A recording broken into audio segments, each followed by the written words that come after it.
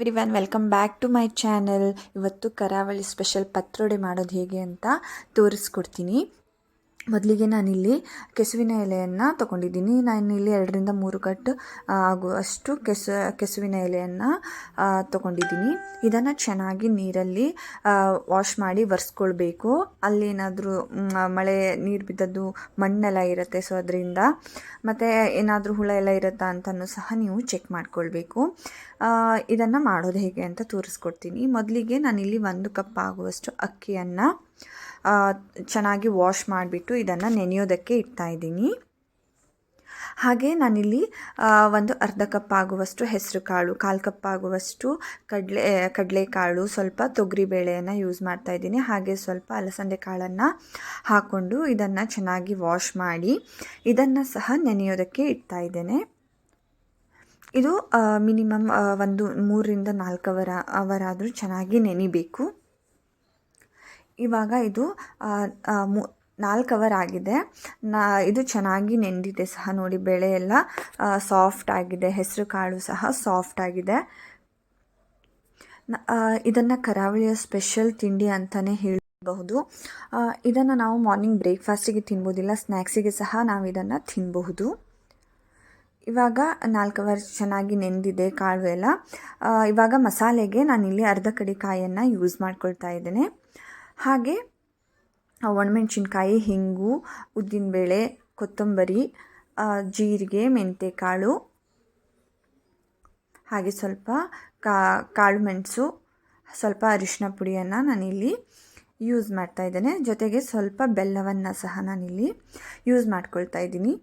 ಇದನ್ನೆಲ್ಲ ಚೆನ್ನಾಗಿ ಫ್ರೈ ಮಾಡ್ಕೋಬೇಕು. ಹುಣಸೆ ಹಣ್ಣು ಸ್ವಲ್ಪ ಜಾಸ್ತಿನೇ ಹಾಕಬೇಕು ಇದಕ್ಕೆ, ಇಲ್ಲಾಂದರೆ ಗಂಟಲೆಲ್ಲ ತುಂಬಾ ತುರಿಕೆ ಸ್ಟಾರ್ಟ್ ಆಗಿಬಿಡುತ್ತೆ. ಸೊ ಅದರಿಂದ ಸ್ವಲ್ಪ ಲಿಂಬೆ ಹಣ್ಣಿನ ಗಾತ್ರದಷ್ಟು ಹುಣಸೆ ಹಣ್ಣಾದರೂ ನೀವು ಯೂಸ್ ಮಾಡಬೇಕು. ನಾನು ಒಂದು ಪ್ಯಾನಿಗೆ ಎಣ್ಣೆಯನ್ನು ಹಾಕ್ಕೊಂಡು ಎಲ್ಲ ಕೊತ್ತಂಬರಿ, ಉದ್ದಿನಬೇಳೆ, ಜೀರಿಗೆ, ಹಾಗೆ ಮೆಣಸಿನಕಾಳು, ಹಿಂಗು, ಹಾಗೆ ಒಣಮೆಣಸಿನ್ಕಾಯಿ ಎಲ್ಲವನ್ನು ಹಾಕಿಬಿಟ್ಟು ಇದನ್ನು ಚೆನ್ನಾಗಿ ಲೋ ಫ್ಲೇಮಲ್ಲಿ ಫ್ರೈ ಮಾಡ್ಕೊಳ್ತಾ ಇದ್ದೇನೆ. ಹಾಗೆ ನಾನು ತೆಂಗಿನಕಾಯಿ ತುರಿಗೆ ಸ್ವಲ್ಪ ಅರಿಶಿನವನ್ನು ಹಾಕಿ ಅದಕ್ಕೆ ಫ್ರೈ ಮಾಡಿಟ್ಕೊಂಡಂತಹ ಎಲ್ಲ ಐಟಮ್ಸ್ಗಳನ್ನ ಅದಕ್ಕೆ ಹಾಕ್ಕೊಳ್ತಾ ಇದ್ದೇನೆ. ಇದನ್ನು ನಾನಿವಾಗ ಮಿಕ್ಸಿ ಜಾರಿಗೆ ಹಾಕ್ಕೊಳ್ತಾ ಇದ್ದೀನಿ. ಇದನ್ನು ನುಣ್ಣಗೆ ರುಬ್ಕೊಂಡು ಬರಬೇಕು. ಹಾಗೆ ಸ್ವಲ್ಪ ನೀರನ್ನು ಹಾಕಿ ಇದನ್ನು ನುಣ್ಣಗೆ ರುಬ್ಕೊಂಡು ಬರಬೇಕು. ಇಲ್ಲಾಂದರೆ ಮಸಾಲೆ ಆಮೇಲೆ ತೆಳ್ಳಗಾಗಿಬಿಡತ್ತೆ. ಆದ್ದರಿಂದ ಆದಷ್ಟು ದಪ್ಪನೆ ಮಸಾಲೆ ಎಲ್ಲ ಸ್ವಲ್ಪ ದಪ್ಪ ಇರುವ ಹಾಗೆ ಸ್ವಲ್ಪ ನೀರನ್ನು ಹಾಕಿ ಇದನ್ನು ನುಣ್ಣಗೆ ರುಬ್ಕೊಳ್ಬೇಕು. ಮೊದಲಿಗೆ ಈ ಮಸಾಲೆ ನಾನು ಚೆನ್ನಾಗಿ ನುಣ್ಣಗೆ ರುಬ್ಕೊಂಡು ಬಂದಿದ್ದೀನಿ. ಇದನ್ನು ಒಂದು ಪಾತ್ರೆಗೆ ಹಾಕ್ಕೊಳ್ತಾ ಇದ್ದೀನಿ. ಇವಾಗ ಅದೇ ಮಿಕ್ಸಿ ಜಾರಿಗೆ ನಾನು ಬೇಳೆ ಕಾಳುಗಳನ್ನೆಲ್ಲ ನೆನೆಸಿಟ್ಕೊಂಡಿದ್ನೋ ಅದನ್ನೆಲ್ಲ ಇದಕ್ಕೆ ಹಾಕ್ಕೊಂಡು ಸ್ವಲ್ಪ ನೀರನ್ನು ಹಾಕಿ ಇದನ್ನು ಸಹ ನುಣ್ಣಗೆ ರುಬ್ಕೊಂಡು ಬರ್ತಾಯಿದ್ದೀನಿ.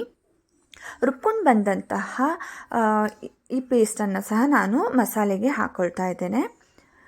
ಹಾಗೆ ಇವಾಗ ನೆನೆಸಿಟ್ಕೊಂಡಂತಹ ಅಕ್ಕಿಯನ್ನು ಸಹ ಲಾಸ್ಟಿಗೆ ರುಬ್ಕೊಳ್ಬೇಕು. ಅಕ್ಕಿ ಸ್ವಲ್ಪ ತರಿಯಾಗಿ ರುಬ್ಕೊಳ್ಬೇಕಾಗತ್ತೆ, ತುಂಬ ನುಣ್ಣಗೆ ರುಬ್ಕೊಳ್ಳೋದು ಬೇಡ.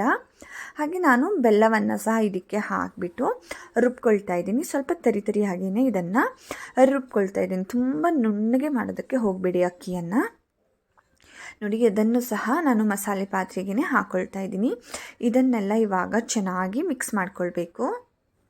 ನಿಮಗೆ ಸ್ವಲ್ಪ ಖಾರ ಎಲ್ಲ ಜಾಸ್ತಿ ಬೇಕಂದರೆ ಸ್ವಲ್ಪ ಖಾರವನ್ನು ಒಣಮೆಣಸಿನ್ಕಾಯಿ ಇಲ್ಲ ಏನು ಮೆಣಸಿನಕಾಳು ಹಾಕಿದ್ವಿ ಅದನ್ನು ಸ್ವಲ್ಪ ಜಾಸ್ತಿ ಮಾಡ್ಕೊಳ್ಬಹುದು. ಇದು ಸ್ವಲ್ಪ ಖಾರ ಸ್ವಲ್ಪ ಸ್ವೀಟ್ ಈ ರೀತಿ ಇರುತ್ತೆ. ತುಂಬಾ ರುಚಿಕರವಾದ ತಿಂಡಿ ಅಂತಲೇ ಹೇಳಬಹುದು. ಇದು ಮಳೆಗಾಲದಲ್ಲಿ ಸ್ಪೆಷಲ್ಲಾಗಿ ಮಾಡ್ತಾರೆ.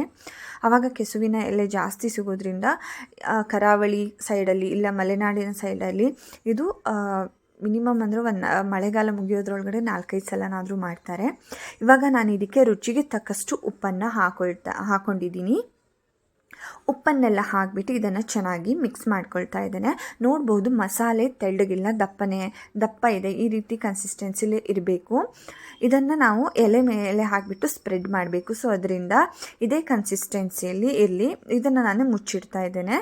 ಇವಾಗ ಎಲೆಯನ್ನು ನಾನು ವಾಶ್ ಮಾಡಿ ಕ್ಲೀನ್ ಮಾಡ್ಕೊಂಡಿದ್ದೀನಿ. ಇವಾಗ ಇದರ ಮೇಲ್ಗಡೆ ಏನು ದಂಟಿದೆ ಅದನ್ನೆಲ್ಲ ಸ್ವಲ್ಪ ಜಪ್ಪಿ ತೆಕ್ಕೊಳ್ಬೇಕು. ನೀವು ಈ ಟೈಮಲ್ಲಿ ನಿಮಗೆ ಕೈ ಎಲ್ಲ ಸ್ವಲ್ಪ ತುರಿಕೆ ಆಗುತ್ತೆ. ನೀವು ಕೈಗೆ ಸ್ವಲ್ಪ ಎಣ್ಣೆಯನ್ನು ಹಚ್ಕೊಳ್ಬಹುದು. ಇಲ್ಲ ಅಂದರೆ ಲಾಸ್ಟಿಗೆ ಎಣ್ಣೆ ಹಾಕಿ ಸ್ವಲ್ಪ ಹುಣಸೆ ಹಣ್ಣಿನ ರಸದಿಂದ ಕೈಯನ್ನು ವಾಶ್ ಮಾಡ್ಕೊಳ್ಬೇಕು. ಮತ್ತು ಇದನ್ನು ಏನು ಒರೆಸಿರ್ತೀರೋ ಆ ಬಟ್ಟೆಯನ್ನು ಸಹ ಸಪ್ರೇಟಾಗಿ ತೆಗೆದು ಇಟ್ಕೊಂಡ್ಬಿಡಿ. ಇಲ್ಲ ಅಂದರೆ ಏನು ಆ ಟವೆಲೆಲ್ಲ ಏನು ಚೆನ್ನಾಗಿ ಒರೆಸಿರ್ತೀರೋ ಅದನ್ನೆಲ್ಲ ಕೈಗೆ ತಾಗಿ ಮತ್ತೆ ತುರಿಕೆ ಸ್ಟಾರ್ಟ್ ಆಗುತ್ತೆ.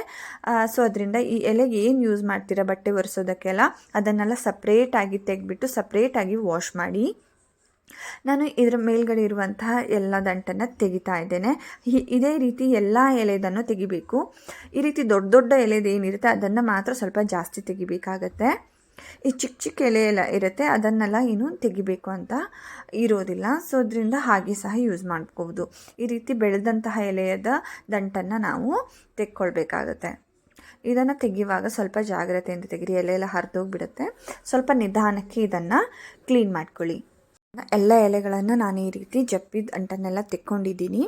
ಇವಾಗ ನಾನು ಈ ಮಸಾಲೆ 10 ನಿಮಿಷ ಇಟ್ಟಿದ್ದೆ, ಅದಕ್ಕೆ 1 ಚಮಚ ಆಗುವಷ್ಟು ರವವನ್ನು ಹಾಕ್ಕೊಂಡಿದ್ದೀನಿ. ರವವನ್ನು ಹಾಕಿರೋದ್ರಿಂದ ಸ್ವಲ್ಪ ಕ್ರಿಸ್ಪಿಯಾಗಿ ಟೇಸ್ಟಿ ಸ್ವಲ್ಪ ಚೆನ್ನಾಗಿ ಬರುತ್ತೆ. ಸೊ ಅದರಿಂದ 1 ಚಮಚ ರವವನ್ನು ಇದಕ್ಕೆ ಹಾಕ್ಕೊಳ್ಳಿ. ಮರಿಬೇಡಿ, ಏನು ರುಬ್ಕೊಳ್ಳುವಾಗ ನೀರನ್ನು ಸ್ವಲ್ಪನೇ ಹಾಕಿಬಿಟ್ಟು ರುಬ್ಕೊಳ್ಳಿ. ಇದೇ ಕನ್ಸಿಸ್ಟೆನ್ಸಿ ಮಸಾಲೆ ಇದ್ದರೆ ಸಾಕು. ತುಂಬ ತೆಳ್ಳಗೆ ಆದರೆ ಅದು ಚೆನ್ನಾಗಾಗಲ್ಲ. ಸೊ ಅದರಿಂದ ಇದೇ ಕನ್ಸಿಸ್ಟೆನ್ಸಿಯಲ್ಲಿ ಮಾಡ್ಕೊಳ್ಬೋದು. ಇವಾಗ ಎಲೆ ಇಟ್ಟು ನಾನು ಅದಕ್ಕೆ ಸ್ಪ್ರೆಡ್ ಮಾಡ್ತಾಯಿದ್ದೀನಿ. ಮಸಾಲೆ ಎಲ್ಲ ಇದೇ ರೀತಿಯಲ್ಲಿ ಸ್ಪ್ರೆಡ್ ಮಾಡಿ. ತುಂಬ ಜಾಸ್ತಿ ಮಸಾಲೆ ಎಲ್ಲ ಹಚ್ಚೋದಕ್ಕೆ ಹೋಗಬೇಡಿ. ಅದು ಆಮೇಲೆ ರೋಲ್ ಮಾಡಿ ಸ್ಟೀಮ್ ಮಾಡುವಾಗ ಬೇಯೋದಕ್ಕೆ ತುಂಬಾ ಟೈಮ್ ತಗೊಳುತ್ತೆ. ಮತ್ತು ಅದು ಚೆನ್ನಾಗಿ ಒಳಗಡೆ ಎಲ್ಲ ಬೇಯೋದಿಲ್ಲ. ಅದಕ್ಕೆ ಸ್ವಲ್ಪ ಹಿಟ್ಟನ್ನು ತಗೊಂಡು ಈ ರೀತಿ ಚೆನ್ನಾಗಿ ಎಲ್ಲ ಎಲೆ ಆಗೋ ತನಕ ಸ್ಪ್ರೆಡ್ ಮಾಡಬೇಕು. ಇದು ಫಸ್ಟಿಗೆ ನಾನು ಒಂದು ದೊಡ್ಡ ಎಲೆ ಇಟ್ಕೊಂಡಿದ್ದೀನಿ. ಇದ್ರ ಮೇಲೆ ಮತ್ತೆ ಎಲೆಗಳನ್ನು ಇಟ್ಕೊಳ್ತಾ ಹೋಗಬೇಕು. ಇದು ತುಂಬ ಚಿಕ್ಕ ಎಲೆಗಳಿದ್ದರೆ ನಾವಿಲ್ಲಿ ಒಂದು 7-8 ಎಲೆಗಳನ್ನಾದರೂ ಹಾಕ್ಕೊಳ್ಬಹುದು. ಇಲ್ಲ ತುಂಬ ದೊಡ್ಡ ಎಲೆ ಇದೆ ಅಂದರೆ ಸ್ವಲ್ಪ ಕಡಿಮೆ ಸಹ ಮಾಡ್ಕೊಳ್ಬೋದು. ಇವಾಗ ನಾನು ಇನ್ನೊಂದು ಚಿಕ್ಕ ಎಲೆಯನ್ನು ಈ ರೀತಿ ಉಲ್ಟಾ ಇಡ್ತಾ ಇದ್ದೇನೆ. ಈ ಎಲೆಯನ್ನು ಈ ರೀತಿಯೇ ಜೋಡಿಸ್ಕೊಳ್ಬೇಕು ಪತ್ರೊಡೆಗೆ.